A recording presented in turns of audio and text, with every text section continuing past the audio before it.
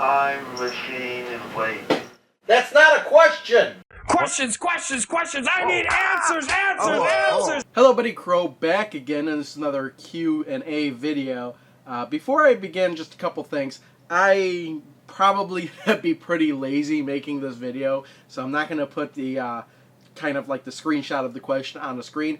Instead, I'm going to put the questions that I'm going to answer in the description, so you could kind of look to see if there's any questions you're interested in, and if you're not, then kind of just turn off the video, I guess. I'm not going to put timestamps where you can find the questions because I'm feeling particularly lazy.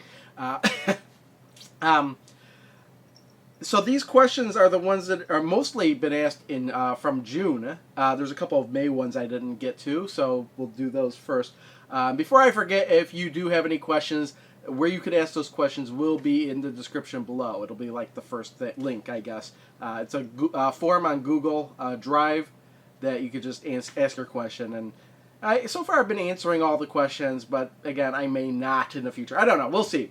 I'm just kind of doing this because I finally have time to do it. I kind of wanted to do it earlier, but let's just jump into it. This first question was asked by Jacob on May 26th, 2015. Is Konami a dead company? How did this happen? They were everywhere in the 80s, 90s, and 2000s. Now they've canceled Silent Hills, and a rumor is Kojima is leaving after the new Metal Gear. And again, this question is over a month old at this point, so some of this stuff has been answered. But is Konami a dead company? No, and I'll tell you why. Even if they stopped making video games altogether, they would not be a dead company, because they also make like casino, like slot machines and stuff. They do that kind of stuff as well. You just don't really hear about it. But if you go to their corporate website, you know, video gaming is part of it. This other part, this casino games, is another part of it. And I think there's even more to it than that. But that was the primary thing I took away from it. And I actually discovered this a long time ago. And it's like, wow, they make slot machines and everything. They brand it with like Konami IPs. Like there's Castlevania, and there could be a Silent Hill one. Who knows? Probably even a Yu-Gi-Oh one. That's another thing that they do. They have the card game Yu-Gi-Oh. I know a lot of people don't even care about that. They're only interested in video games. But honestly, how did this happen? They probably were like thinking that, oh, their games aren't as profitable as they would like them to be. And as any company, you know, large corporation like that, they'll look at that kind of stuff and be like, you know, this isn't as profitable as we want to. We don't want to direct our efforts into that. Let's go into something else. And last I heard, it was still going to be, they were going to focus on mobile gaming, so we'll see how that does. I mean, I know I don't typically pay for mobile games. The only thing I really paid for is the Pinball Arcade. Everything else, if it's free or 99 cents or whatever, I maybe buy it 99 cents like I did for Angry Birds. But yeah, who knows what they're going to be doing. I don't typically pay for mobile games, but apparently a lot of people do. So we'll see what happens with that. The thing is, though, you know, Kojima leaving after Metal Gear, I think that's been established as well. Silent Hills being canceled, yeah, a lot of people are bummed out about that, especially after the PT demo they had put out, hyping the game up and then just to take it away like that. But who knows? The thing is, though, again, people can't, you guys can't be too attached to video game publishers because they're not interested in putting out a quality product. Sure, if they put out a quality product, they'll be, oh, look at what we did. We did Silent Hills. That's a great game. We did this. We did that. Excellent game. No, they're just interested in getting stuff out there for people to buy. So, you know, even though maybe Silent Hill games have gone downhill, and that may be part of it, you know, it's like, oh, IP's not doing too good anymore. What are we going to do? They don't want to risk making a new IP. That's part of the problem, too, is that these new IPs are coming from companies we've never heard of because they're willing to take a risk. But large companies like Konami, they're not going to risk so much. I mean, they're not going to say, oh, you know what, if we put out another Silent Hill game, we're estimated to make this much money. But, you know, we don't know what this new IP is going to do, so we're not going to publish it at all. So that's the kind of stuff that happens. They're not interested in you so much. You know, you could demand, you know, that they make certain types of games or whatever. But sometimes, you know, even with that push for, oh, we want this, we want that, they'll probably still like be like, oh, well, we don't really think it's still going to make as much money as we want, and not make it at all. I mean, they do sometimes, sometimes that works, sometimes it doesn't. But honestly, if you like all the games that Konami's put out in the past, you can't really expect them to keep doing the same thing in the future. You really can't. Take it one game at a time. It's like with Castlevania, and I can't recall his name. The guy who did Castlevania, now he's doing the Kickstarter for, he did the Kickstarter for Bloodstain, and that succeeded. And we're gonna still get our games that we're gonna like. They're not necessarily gonna come from the companies we expect them from. So, again, I would just say, if you like Nintendo games, just don't buy every game Nintendo puts out. If you like Zelda, that's great. Just don't blindly buy every Zelda game that comes out. I mean, you have to evaluate each game on its own merit, I think.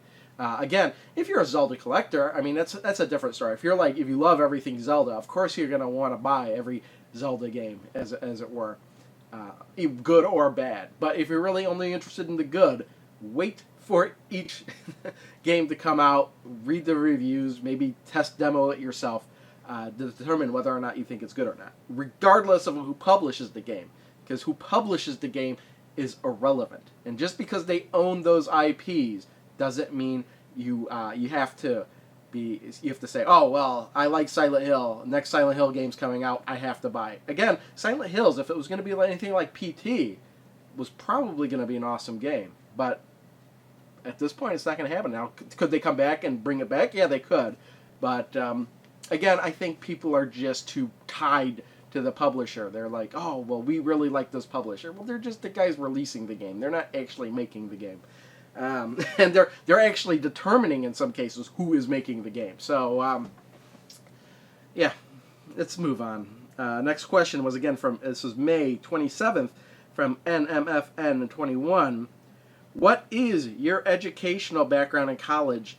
As a little kid growing up, did you aspire to be something such as a firefighter or an astronaut? In college, I went to college for computer science, so I have lots of, programming, this and that, and the other thing, assembler, C, blah, all this, just programming languages. Now, a lot of it I really put to use in the real world. I guess I have. C, C++, JCL, that kind of stuff. Going forward, I'm a lot into SQL now, mostly SQL. That's what I'm doing now. But as a little kid growing up, I guess I've thought about certain career paths, and I was like, it's like, to me, I'm thinking, oh, do I want to be a firefighter? Well, I don't know, it seems kind of dangerous, and then, if there's a fire, you have to stop whatever you're doing and go fight that fire. Do I want to be an astronaut? Yeah, that seems kind of cool, but even the teeniest problem could become life-threatening. That's my logic as a kid. So, and even then, after that, I was thinking maybe I want to be, a game designer. But then even with, game designing, I considered that to be like a form of art. And not everybody's going to like it. And pretty much what you make and how well off you are is just determined by the opinions of the people evaluating your product. So I kind of did. What I kind of wanted to do was something where it'd be like a solid job. Well, at least as solid as it could be. So that's why right now I'm a data analyst, and I hate to say it, but knock on wood and stuff. But at the company I'm working for right now, I've been there for 9 years, and really I want to say nobody can replace me, but obviously it's not really true. But it would have a tough time replacing me, I would think. Maybe I'm wrong. Maybe I'll be fired tomorrow. Who knows? But, just by working, I worked a lot of hours just trying to get stuff done, and stuff keeps changing, and just seems like I'm the only one that can deal with it, but whatever. Something happened on Twitter.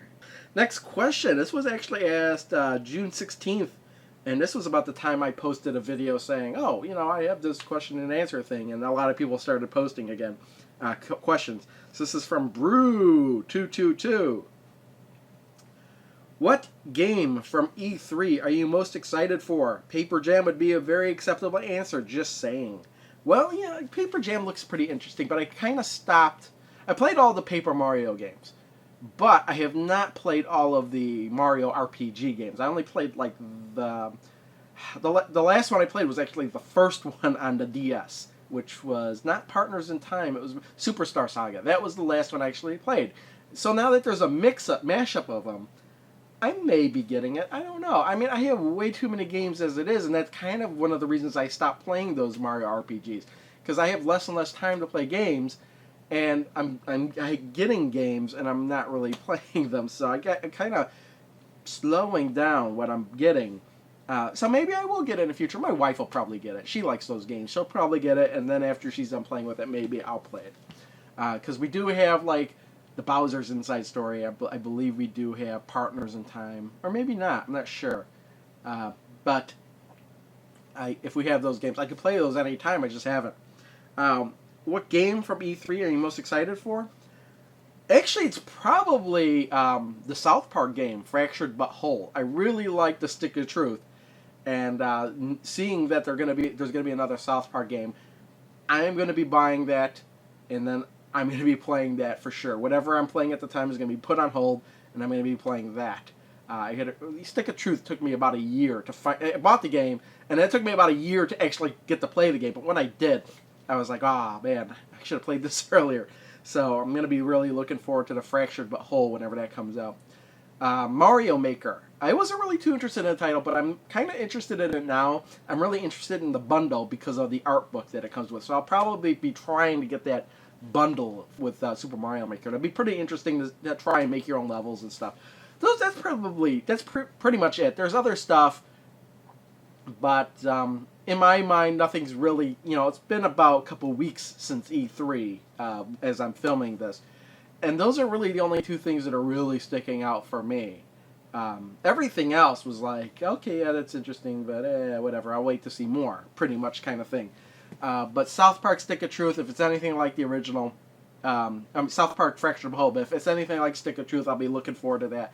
Mario Maker, we've been seeing bits and pieces of that, and I think it'll be really interesting with the Amiibo support as well. So, have Wii Fit Trainer in a Mario level and stuff like that. So, I thought that was kind of funny, kind of cool. Let's move on. Next question. June 16th. This is from Anon. How long have you been growing the goatee? How you Americans say it. I think he says, I like how you Americans say it. Will you ever get rid of it? How long have I been growing the goatee? I don't even remember. It's probably been at least 2 years, a minimum. Probably longer than that. The whole beard part I've already been growing out for over a year, and it didn't even feel like that to me. So, my facial hair, I think, grows pretty slowly. Because when I did shave, I was only shaving like once a week. I was not really, I could go a couple days before you even noticed the stubble. So, my hair grows pretty slowly. So, either that's a good thing or a bad thing, I don't know. Probably neither. Doesn't matter. Will I ever get rid of it? Sure, that's always a possibility in the future. I've even thought of, trimming this down, or getting rid of it completely. The thought has crossed my mind. But then again, it'll take a couple of years to grow it back, so I usually don't. Let's move on. This is from June 17th. And this is Geigo, Reds, Brazil. I guess Geigo is, I don't know. I was going to say, is that Brazilian for... I don't know. So, Geigo, Reds, Brazil. Do you think games should be considered a form of art? If you agree, what are the ones you first think of?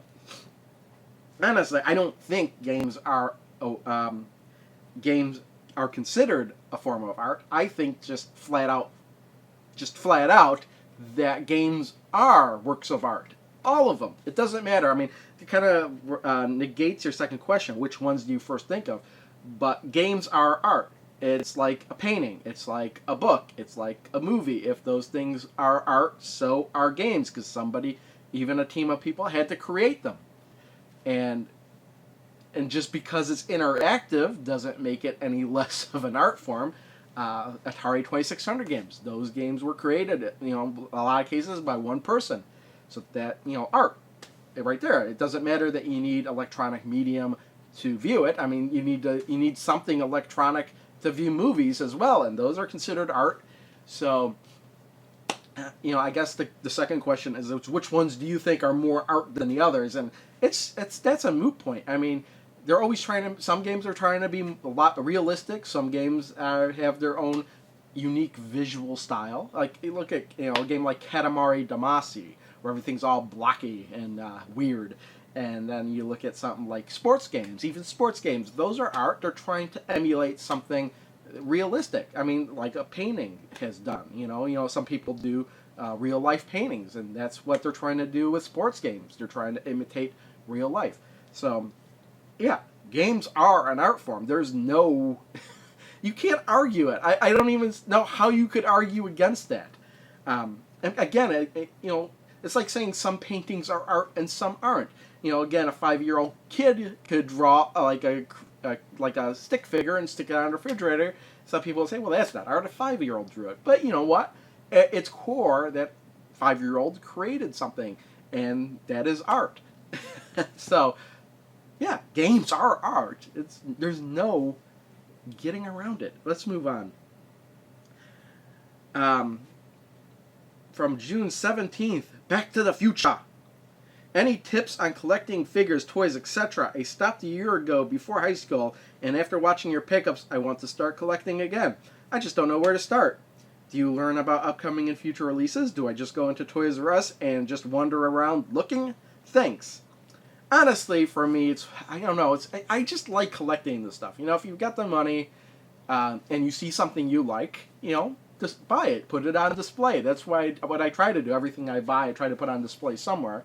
Again, it might look tacky, but who cares? It's stuff that I like. And again, since these are physical objects, nothing saying that I can't sell them again if I want to, get rid of them. I mean, I do have some older stuff in tubs underneath the house. Some of it I've sold, some of it I've just kept because I wasn't sure if I want to sell or not. Might have to pull those out again, sort through them and maybe sell them in lots on eBay or something, just to get more space back. But I've got plenty of space, so I'm not really worried about that. But what I would say is, okay, here's a tip. Yeah, Toys R Us. Yeah, I go to Toys R Us. I look around a lot of stuff. Times I don't buy things. Sometimes I see things that I find pretty interesting and I have to buy them. So yeah, just walking around Toys R Us will give you a pretty good idea.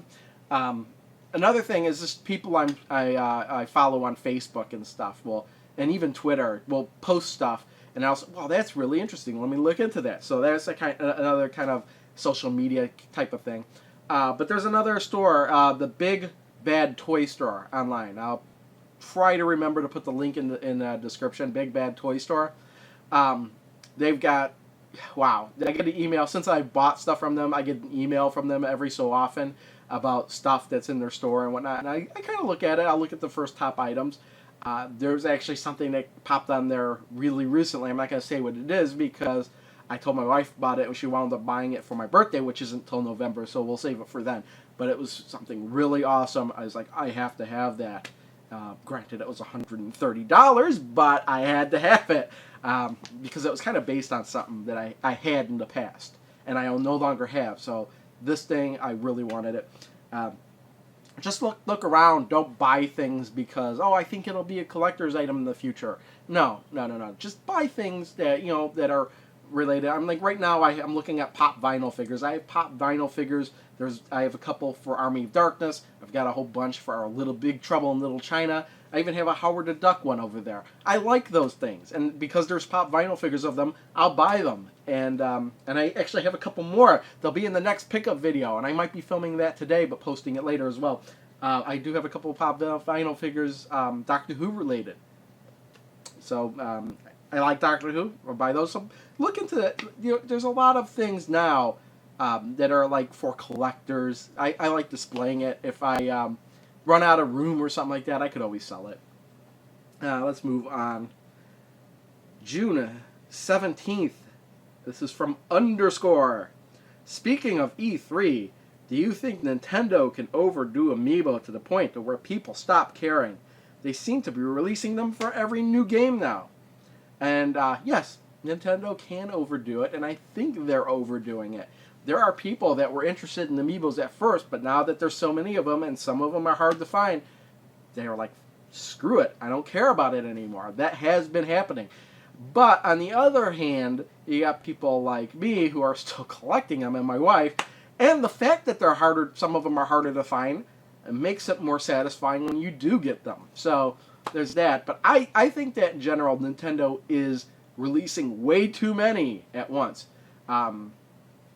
Honestly, if they're going to be releasing so many of them, they shouldn't be releasing so many at once. They shouldn't be releasing like 5 or 6 every month. That's ridiculous. Stores can't handle that. They're misjudging the quantities at which people want them.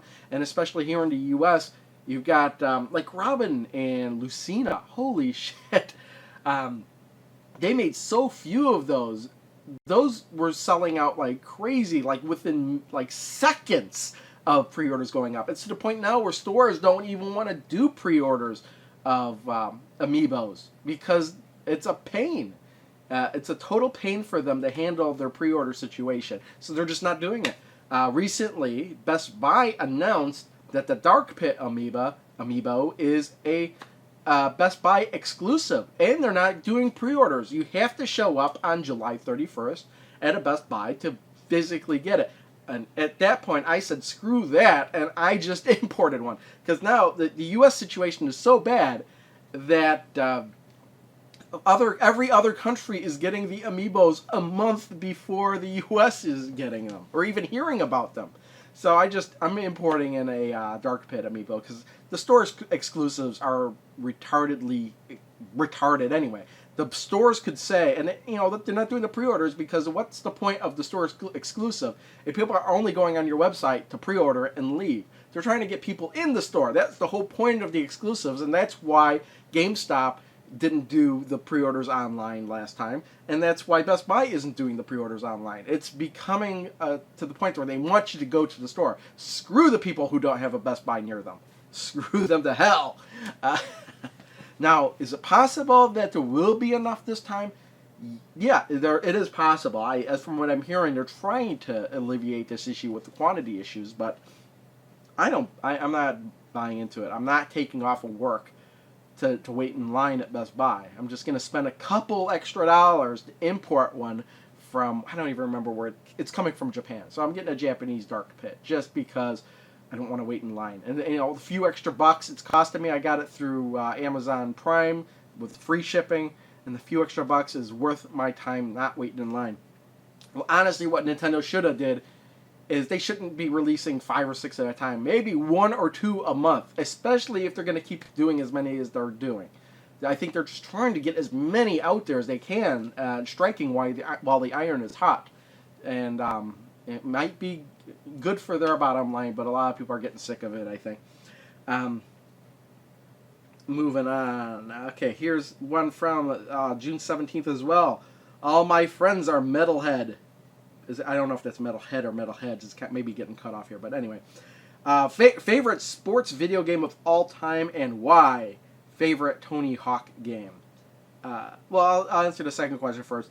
I don't have a favorite Tony Hawk game because I never really played them. I played maybe the second one and the fourth one, and that's it. And even then, the fourth one I only played because I had it, and I did a Crow Plays of it. I don't even have it anymore. It was one of those games I sold in the Purge. The second one I played because when it came out, that's when kind of like the Tony Hawk fever was taking over. I was in college at the time, and kept getting told, oh, you gotta play Tony Hawk, you gotta play Tony Hawk. And maybe it was because I was just a little bit older than everyone at the time, but I didn't really care that much. I had other games I'd rather have been playing, and I played them. They're fun games, but I'm not totally into them. So yeah, I actually like SSX and stuff like that. I played those a little bit more, even though it's the trick system going downhill. It's not quite the same thing, I think, but very similar. Favorite sports video game of all time and why? And for me, it is, I like the arcadey ones, not the realistic ones. So we're not talking about Madden or anything. I'm not talking about again, I like the NHL games, but again, those are more realistic. I like the arcadey ones. I like Super Baseball 2020. I like my Neo Geo games right behind me here. Baseball Stars 2. That's one of my favorites on the system. I don't know. It's a toss-up between one of the NFL Blitz games or NBA Jam. Not necessarily the new one, but any NBA Jam Tournament Edition. I'm going to go with NFL Blitz. I really liked NFL Blitz, just over-the-top action. I haven't really played Blitz the League. I do still have that, but I still haven't played it, just to see what it was like. But I'm going to go with NFL Blitz.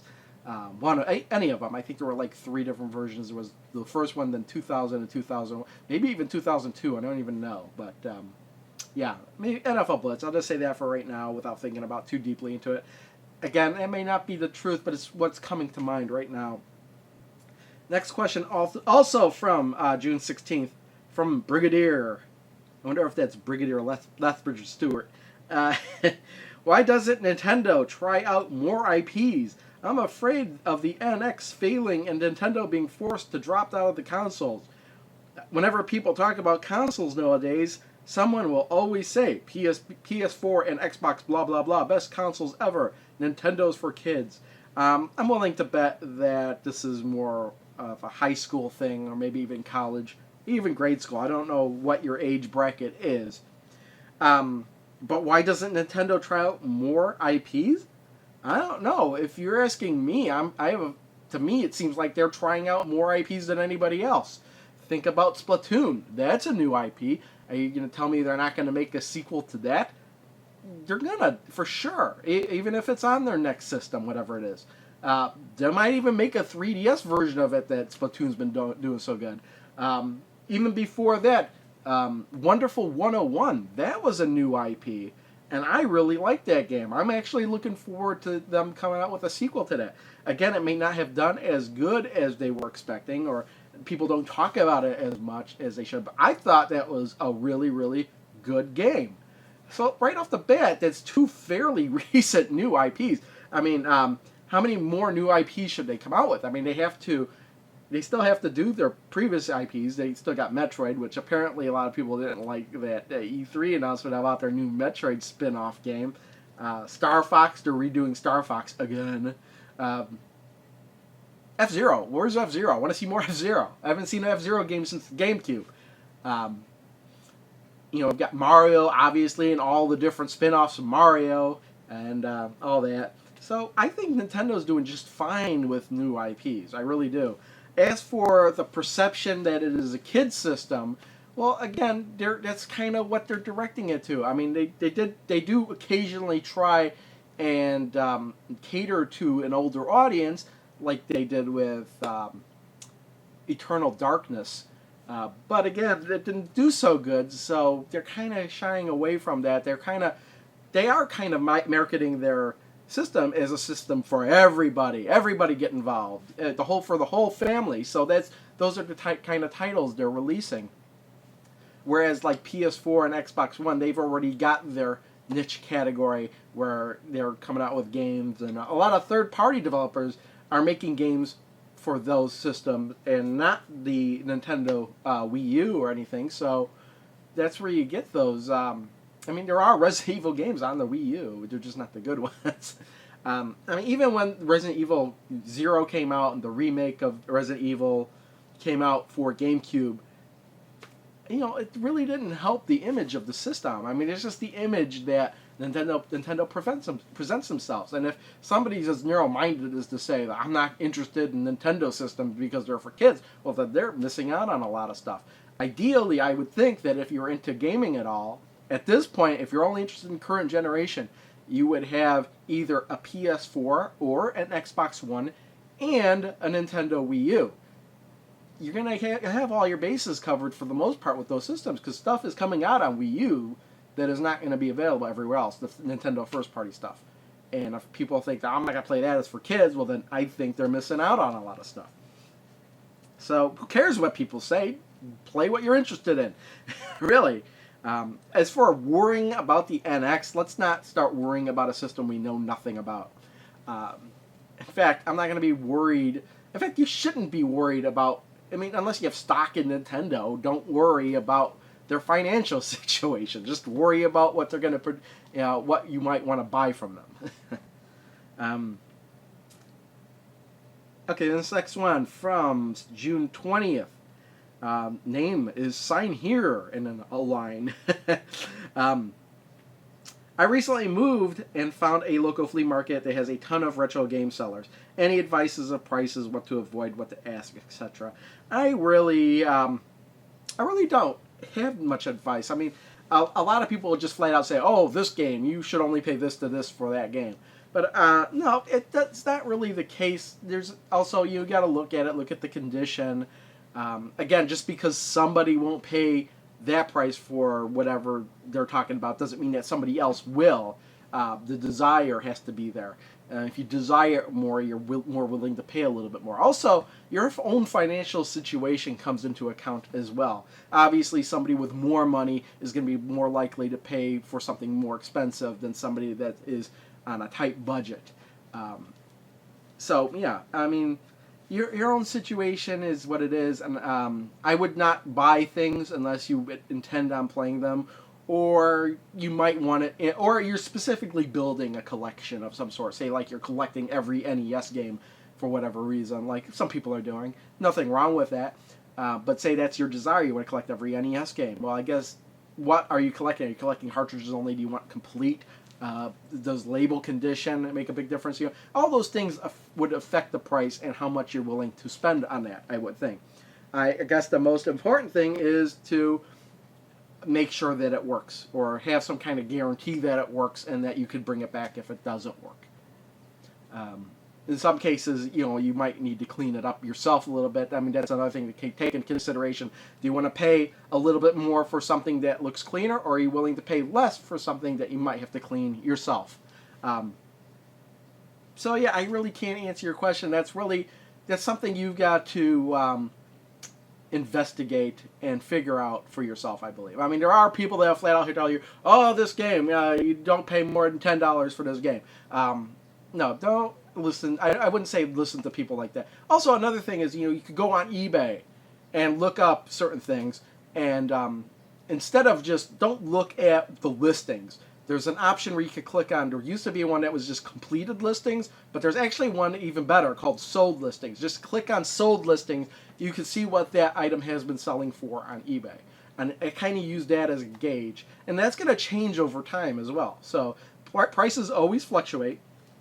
So it's possible that you may pay $10 for something now, and a year later it's going for $5. It's may possible you buy it for $10 and then you get lucky and it goes for a lot more later on. So honestly, just buy the stuff. Honestly, I would just say look around, buy the stuff that interests you. That's it. If you've got the money, if you feel it's a good deal. I mean, I've seen things where it's like, oh, I want that, but I don't want to pay $30 for that. But then again, somebody else may have walked by and been like, oh, I want that, and I think $30 is a good price, and they'll buy it. So everybody's different. And not one person dictates what the price is. So there you go. Next question, let's say it's from June 25th. This is from Matt. Should I buy an Atari Jaguar? There is one for sale at my local store. In your opinion, was it a good system? Should I pick it up? Well, if you want an Atari Jaguar, then you should buy it, I guess. How much? I don't know how much you said it was going to be. Again, it kind of ties back to the last question. Does it include everything? Are there games bundled with it? Does it have a controller? Does it have two controllers? All those things factor in how much some people would pay for the system. If it includes like two controllers and the system's in really good condition, all the cable hookups, especially if it comes with a composite adapter, because those are pretty hard to find for the Jaguar, just composite video. A lot of people have to hook theirs up through RF because that adapter, can't find that adapter. If it comes with that adapter, if it comes with games, I would be willing to go like $60 on that. But do I think it's a good system? I would say no. I had one. I sold it. I didn't like it. There was one game on the system I liked, and that was Tempest 2000. And Tempest 2000 has had ports to the Saturn and the PS1. So I have the PS1 version. So why would I go back to play the Jaguar version? Now again, with the Jaguar version, you could actually modify a Jaguar controller to have a dial, and that would actually might be the best way to play the game. But I think most of the games on the Jaguar are terrible. And I even had the Jaguar CD, and there was not one game on the Jaguar CD I liked or I could see myself playing on a regular basis. So that system had to go. Did get a good chunk of change for it, though. That was awesome. Should you pick it up? If you're interested in the Jaguar, pick it up. If you think the price is right, get it. Again, this question is a little bit older, so maybe you've missed that boat, and maybe I'm a little late on the question. But, yeah, it's really up to you. Honestly, I don't like the Jaguar. Even before I got it for collector's purposes, really, knowing that I really wasn't going to like it that much, but I wanted to try it out.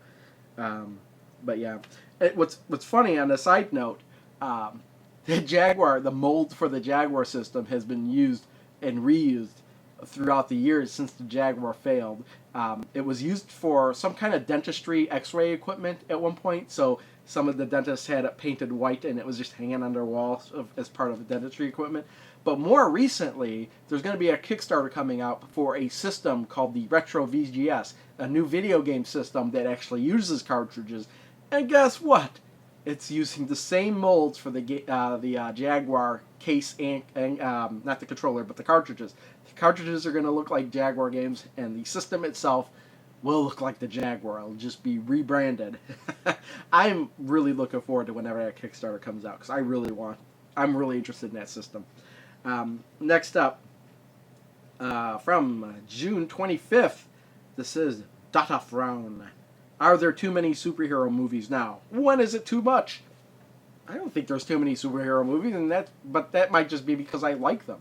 I always think there have been a lot of superhero movies in the past. Now, there might be more now so than before, but the quality of those superhero movies has gone up a lot. I mean, again, you still get those duds every now and again.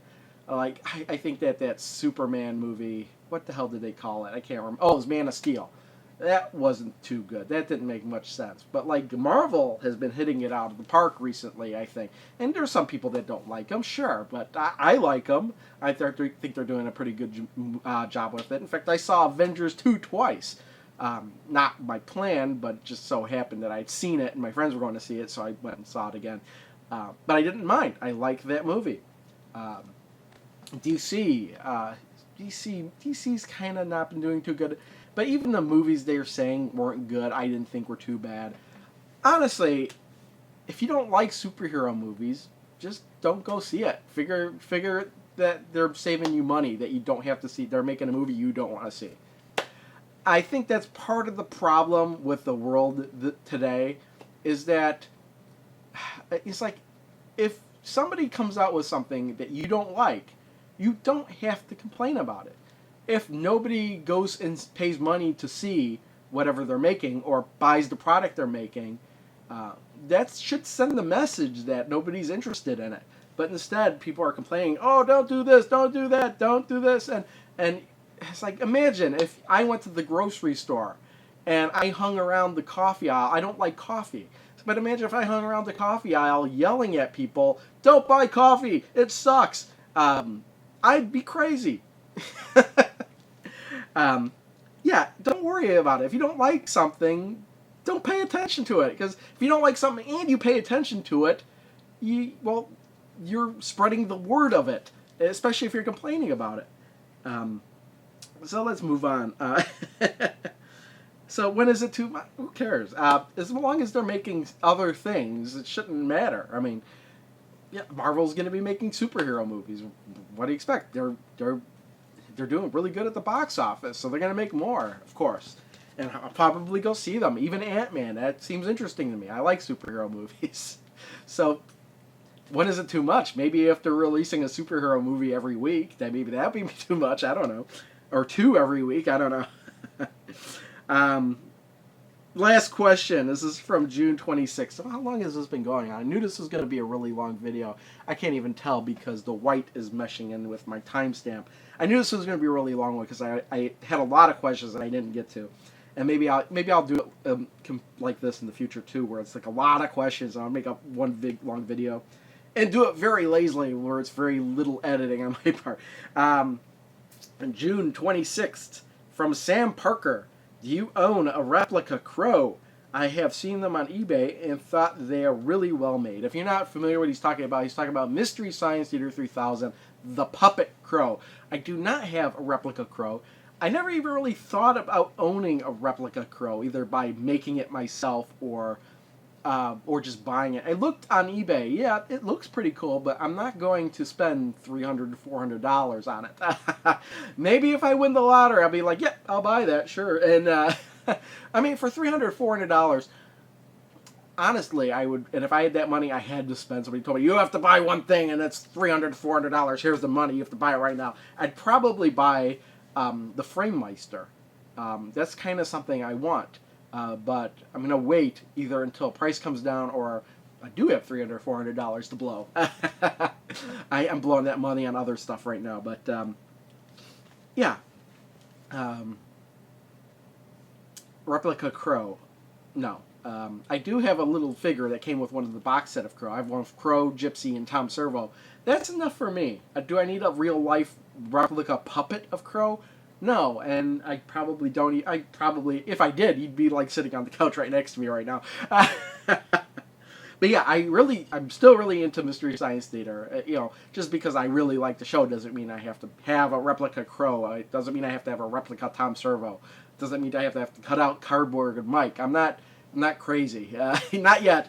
Who knows? Maybe a year from now, I'll be sitting with the gang and go crazy. Who cares? And it's good to be crazy sometimes.